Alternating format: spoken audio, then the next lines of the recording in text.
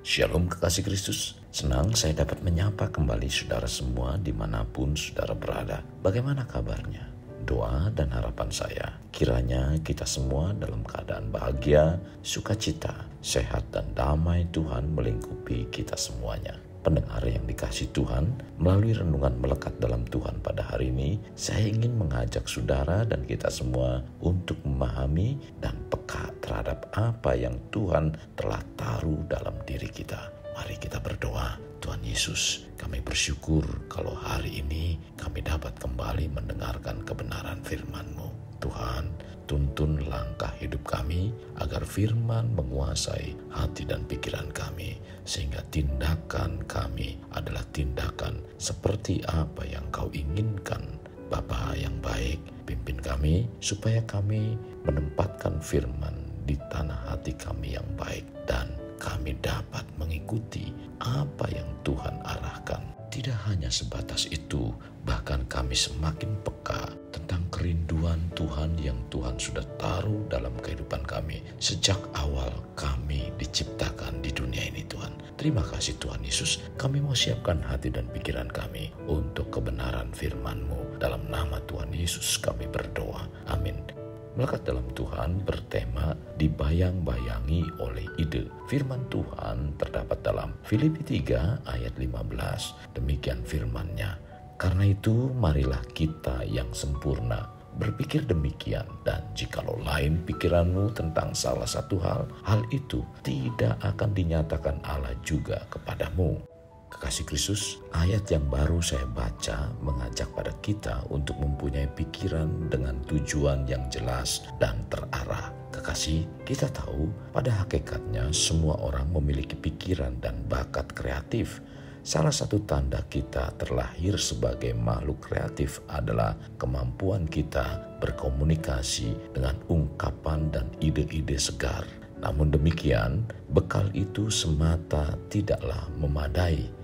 Kekasih, ide dan kreativitas itu seperti otot yang perlu terus-menerus dilatih, dikembangkan, dan perlu diiringi oleh ketekunan yang konsisten dalam proses kreatif mengembangkan ide. Ide bisa muncul dengan cepat, tetapi acap kali lenyap secepat kilat. Karena itu, segeralah ikat ide kita sebelum lenyap. Biasanya ide atau gagasan yang kita miliki untuk mengkomunikasikan nilai-nilai dan pola pikir yang positif kepada orang-orang secara pribadi. Kekasih, adakah dalam hidup diri kita di mana ide atau gagasan itu terus-menerus muncul, sepertinya hidup kita dibayang-bayangi oleh ide atau gagasan-gagasan? Pendengar yang terkasih, bila ini terus muncul, apakah ada sesuatu yang spesifik yang ingin kita capai? Impian-impian apa yang berulang muncul dalam hidup kita? Pendengar, bila terus-menerus itu datang, percayalah bahwa pikiran, gagasan, rencana, dan impian yang tetap konsisten di dalam diri kita ditaruh oleh Sang Pencipta kita. Satu hal yang harus kita sadari bahwa pikiran, impian, ide, atau gagasan yang konsisten dapat terjadi. Kalaupun belum terjadi, tinggal tunggu waktu, karena hal itu mungkin tidak terwujud dengan segera. Contoh, apa yang terjadi dalam hidup Yusuf? Tuhan telah menaruh rencananya terhadap pribadi Yusuf sejak lahir, sebagaimana tertulis dalam Kejadian 37 ayat 5-7. Pada suatu kali bermimpilah Yusuf, lalu mimpinya itu diceritakannya kepada saudara-saudaranya. Sebab itulah mereka lebih benci lagi kepadanya, karena katanya kepada mereka, "Coba dengarkan mimpi yang kumimpikan ini. Tampak kita sedang di ladang mengikat berkas-berkas gandum. Lalu bangkitlah berkasku dan tegak berdiri. Kemudian datanglah berkas-berkas kamu sekalian mengelilingi dan sujud menyembah kepada berkasku itu."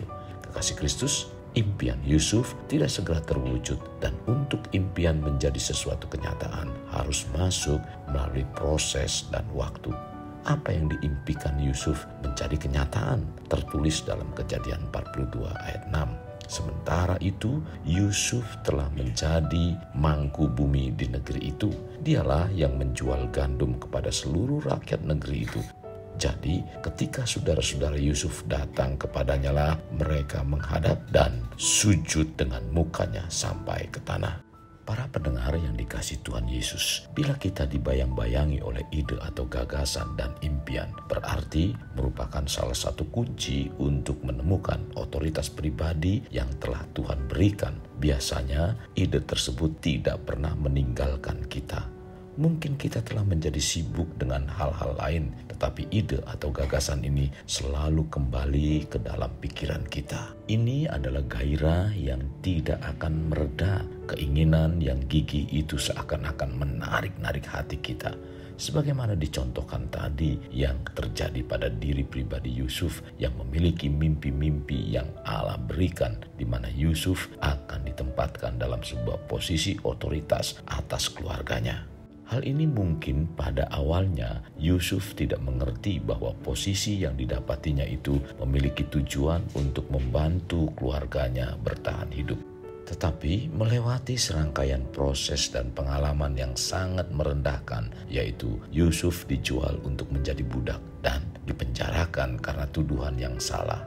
Hal ini terjadi pada pribadi Yusuf untuk memenuhi otoritas pribadi dalam kehidupannya. Yusuf akhirnya menjadi penguasa kedua setelah Firaun di Mesir dan menyelamatkan kehidupan keluarganya selama masa kelaparan yang parah, tercatat dalam Kejadian 37, 39 sampai 40. Para pendengar yang terkasih, ide atau gagasan apa yang membayang-bayangi diri dan hati kita pada hari ini? Kita membayangkan diri kita menjadi seperti apa? Apa yang benar-benar ingin kita lakukan yang mungkin kita tidak beritahukan kepada orang lain? Hal ini mungkin sesuatu yang kita pikirkan saat kita sedang ada di tempat kerja kita dan berharap dapat kita lakukan daripada pekerjaan kita saat ini. Ini mungkin sesuatu yang kita lihat pada orang lain lakukan dan kita berkata kepada diri kita, saya ingin melakukan sesuatu seperti itu. Hanya saja saya akan melakukannya dengan cara ini. Mungkin itu adalah sesuatu yang kita pikirkan ketika berbaring di malam hari dan membayangkan diri kita membangunnya, menulisnya, menggambarnya, merancangnya, atau tampil.